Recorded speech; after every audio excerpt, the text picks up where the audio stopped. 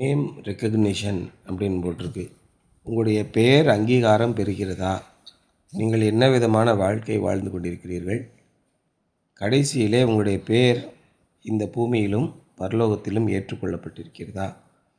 My fellow prisoner Aristarchus sends you his greetings அப்படின்னு சொல்லி சொல்கிறார். என்னோடு கூட சிறைச்சாலையில் இருக்கிற அரிஸ்தர்க்கு அப்படிங்கிறவர் உங்களுக்கு வாழ்த்தல் சொல்லுகிறார்கள். பவுல் கட்டப்பட்டிருக்கிறார், சிறைச்சாலையிலே அடைந்திருக்கிறார். எதற்காக? இயேசு என்ற பெயரை சொன்னதற்காக.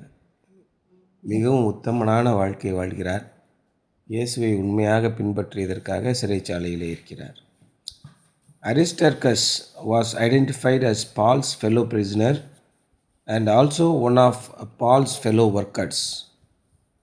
பிலேமோனில் அதை எழுதியிருக்கு. இந்த அரிஸ்தர்க்கு அப்படிங்கிறவர் பவுலோடு கூட சிறைச்சாலையிலே நாட்களை கழித்து கொண்டிருக்கிறார்.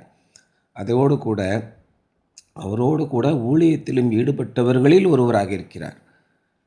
அரிஸ்டர்கஸ் was from Macedonia and one of Paul's travelling companions. அவர் மக்கெதோனியா நாட்டைச் சேர்ந்தவர். அங்கேருந்து பவுல் போகுமிடமெல்லாம் அவரோடு கூட பயணம் செய்கிறவராக இருக்கிறார். He was originally from Thessalonica and had willingly risked his life in Ephesian riot. எபேசு பட்டணத்தில் நடந்த மிகப்பெரிய கலவரத்திலே தன்னுடைய உயிரையும் துச்சமென மதித்து பவுலோடு கூட தன்னுடைய பயணத்தை தொடர்கிறார். அவர் உள்ளபடி தெசலோனிக்கா பட்டணத்தில் இருந்து வருகிறார். பைபிளில் இந்த ஊரெல்லாம் போட்டிருக்கு. Which meant that he also experienced the storm and shipwreck that Luke so graphically described in Acts. அப்போ என்ன அர்த்தம் கேட்டிங்கன்னா, அந்த அப்போஸ்தலர் நடவடிக்கைகளில் பவுல் எவ்விதமாக கப்பற் சேதத்திலே புயலில் மாட்டி கப்பல் மாட்டி சிக்கி சின்னாபின்னமாக போய்டும். அங்கே இருந்த 300 பேரையும் கொன்னுடலான்னு நினச்சிட்டு இருப்பாங்க. ஆனால் பவுல் தான் சொல்லுவான், இல்லை யாருமே நம்ம சாக மாட்டோம், நீங்கள் தைரியமாக இருக்கணும். சரி, எல்லா பேரையும் தப்பிக்க வச்சு அந்த ஊர்லேருந்து மறுபடியும் இன்னொரு கப்பலில் போய் ஏற்றிட்டு போகிறான். நடந்த அந்த பெரும் கப்பற் சேதத்தில் இருந்தவர்களில் ஒருவன் தான் இந்த அரிஸ்டர்கா இருக்கணும் அப்படின்ற மாதிரி சொல்கிறாங்க. Aristarchus stayed with Paul no matter what the circumstances where.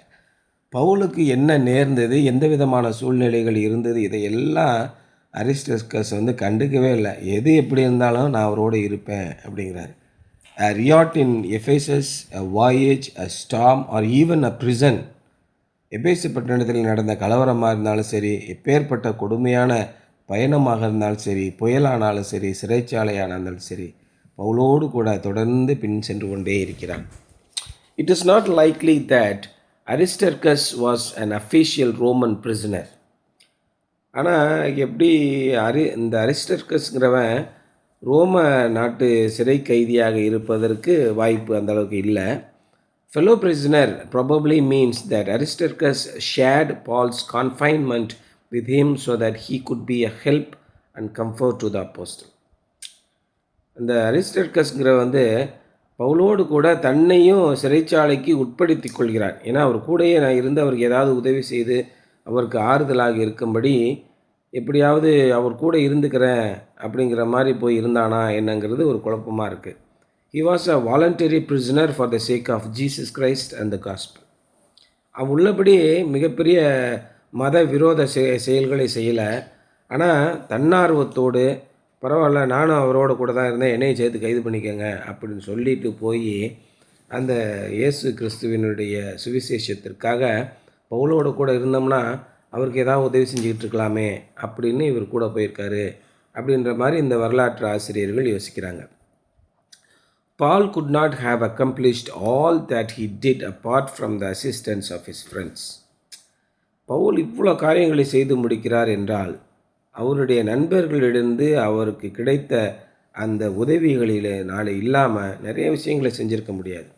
அரிஸ்டர்கஸ் stands out as one of the greatest Paul's helpers. இந்த அரிஸ்டர்கு அப்படிங்கிறவர் பவுலுக்கு உதவி செய்த மிகப்பெரிய உதவிகளை செய்த உதவியாளர்களில் ஒருவராக இருக்கிறார்.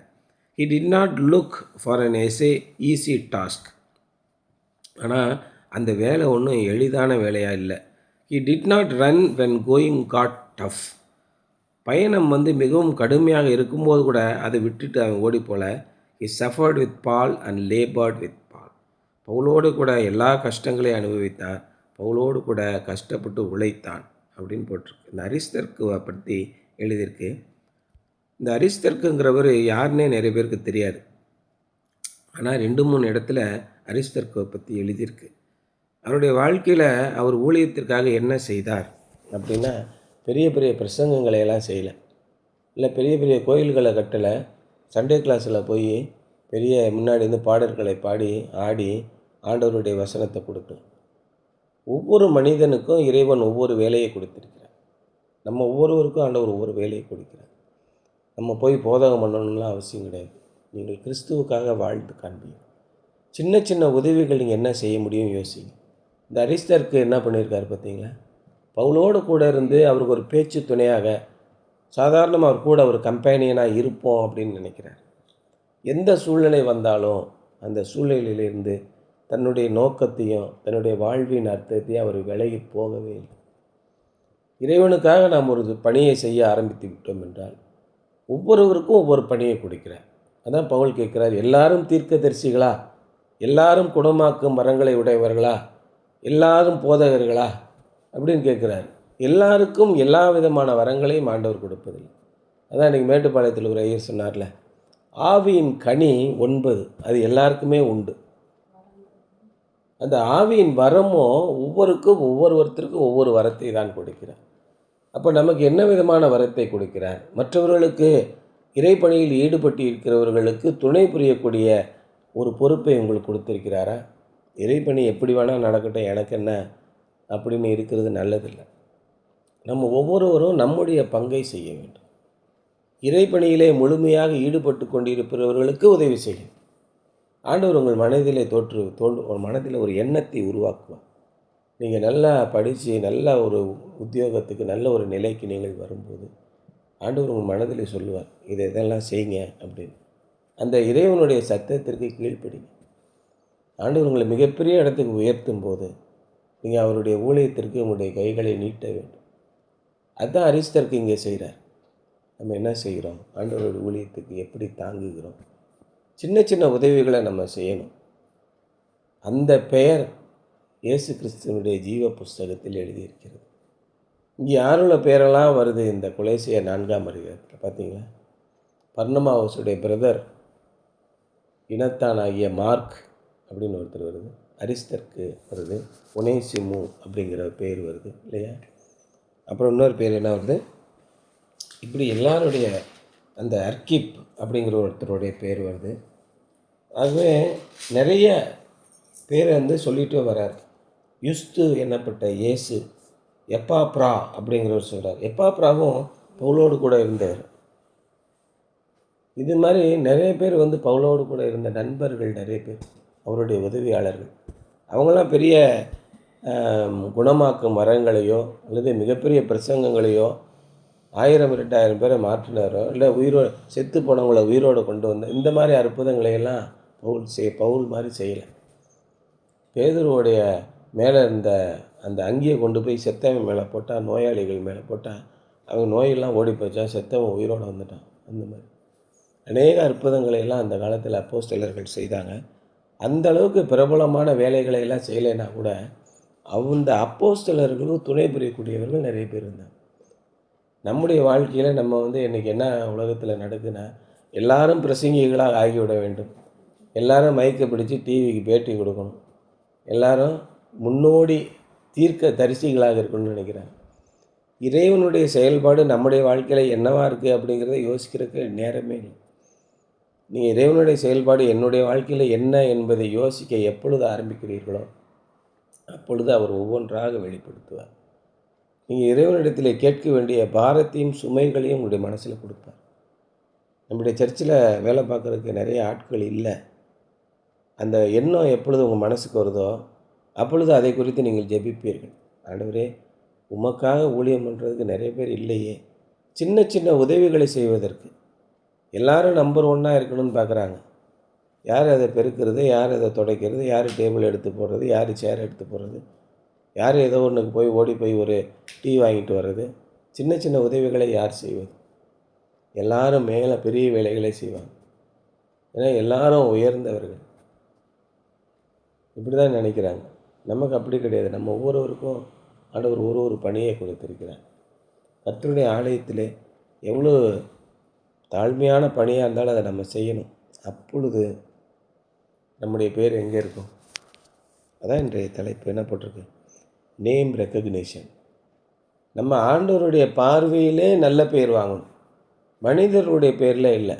மனிதருடைய பேரில் நல்ல பேர் வாங்கிட்டோம்னா இயேசு என்ன சொல்கிறாரு? அவர்கள் தங்கள் பலனை அடைந்து தீர்ந்தாயிற்று அப்படிங்கிற. அவ்வளோதான், சோலி முடிஞ்சு. அவன் கிடைக்க வேண்டிய பலன். நீயோ அந்தரங்கத்தில் போய் கதவுகளை பூட்டி கொண்டு ஜெபம் பண்ணு. உன்னை அந்தரங்கத்தில் பார்க்கிற இறைவன் உனக்கு வெளியரங்கமாக பலன் அளிப்பார் அப்படின்னு சொல்கிறார். ஆகவே நாம் இறைவனிடத்திலே பேர் வாங்க வேண்டும் என்பதாக நினைத்து இறைவனுக்கு பணி செய்ய வேண்டும். அப்பொழுதுதான் நம்முடைய பெயருக்கு ஒரு அங்கீகாரம் இறைவனிடத்திலிருந்து கிடைக்கும். மனிதர்களிடத்திலிருந்து பேர் வாங்காதீங்க. எனக்கு வேண்டாமே வேணாம், என்னை பற்றி நீ பேசவே பேசாத, தயவுசெய்து போயிடு, என்னை பற்றி பேசாத. இறைவனிடத்திலிருந்து இறைவன் என்னை பற்றி சொல்லட்டும். பவுலிடத்திலே இறைவன் பேசினார், அவர் கூடவே இருந்தார். இறைவன் கூடவே இல்லாத நேரத்திலும் அவர் தொடர்ந்து பாடுகளை அனுபவித்தார் இல்லையா? இந்த இறைவனுடைய பணிக்காகவே தன்னுடைய உயிரை கொடுக்கிறார். அப்பேற்பட்ட உன்னதமான நிலையிலே அவர்கள் பணியாற்றுகிறார்கள். அப்பேற்பட்டவர்களுக்கு நாம் துணை புரிய வேண்டும். யாருக்கு என்ன செய்யணுங்கிறத இறைவன் உங்களுக்கு வெளிப்படுத்துவார். நீங்கள் இறைவனுடைய சித்தத்தின்படி நடக்கும்போது இறைவனுடைய நடத்தைகள் உங்களுக்கு தெரியும். நீங்கள் என்ன செய்ய வேண்டும் என்பதை அவர் உங்களுக்கு வெளிப்படுத்துவார். அதை செய்தீர்கள் என்றால் நம்முடைய பெயர் இறைவனிடத்திலே அங்கீகாரம் பெறும் என்பது தான் இன்றைய சிந்தனை.